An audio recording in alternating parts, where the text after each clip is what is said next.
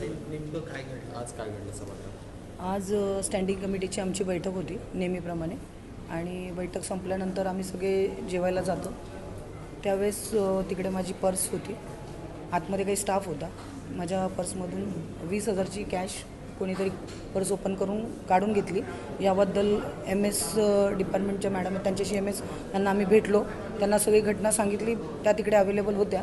त्याच्यानंतर त्यांना सांगितलं की आपण आपल्या स्टाफवरती चेक करा, या CCTV फुटेजेस बघा, पण तिकडे CCTV कॅमेरेज नाही आहे, त्यामुळे त्या गोष्टीची काही शहानिशा त्यांना करता येत नाही आहे. त्याच्यानंतर तिथे सिक्युरिटी डिपार्टमेंटचे अधिकारी आले, पोलीस अधिकारी आले, त्यांच्याकडे आम्ही आता तक्रार दिलेली आहे, पुढील तपास करतात. तुम्ही आणखी कोणाला भेटलात, महापौर किंवा महापौर? समिती अध्यक्ष?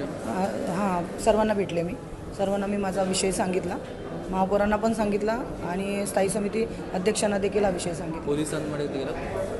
पोलिसांकडे आता तपास चालू आहे, पण रितसर कंप्लेंट करणं बाकी आहे अजून. आता कंप्लेंट करणार आहे. तुमचं कोणावरती माझा असा आरोप कोणावर नाही आहे, पण हे महानगरपालिकेच्या जर नगरसेवकांचेच पर्स तिकडे सेफ नाही आहेत, तर बाकी काय असणार आहे?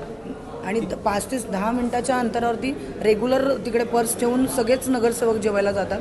अशा या पद्धतीने महिला नगरसेवकांच्या पर्स ओपन करून त्याच्यातून पैसे काढणं हे कितपत योग्य आहे? किती रुपये होते? 20,000.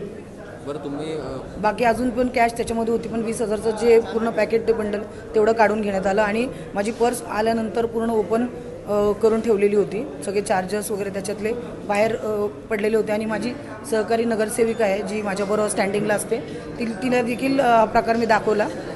तिने ते डोळ्याने बघितलं की पर्स कशा अवस्थेत पडलेली होती आणि जाताना पर्स कशी ठेवलेली होती आणि येताना पर्सची अवस्था काय होती. महानगरपालिकेत नगरसेवकांच्याच जर पर्स सेफ नाही आहेत तर कसं होणार आहे? मला प्रश्न पडलेला आहे.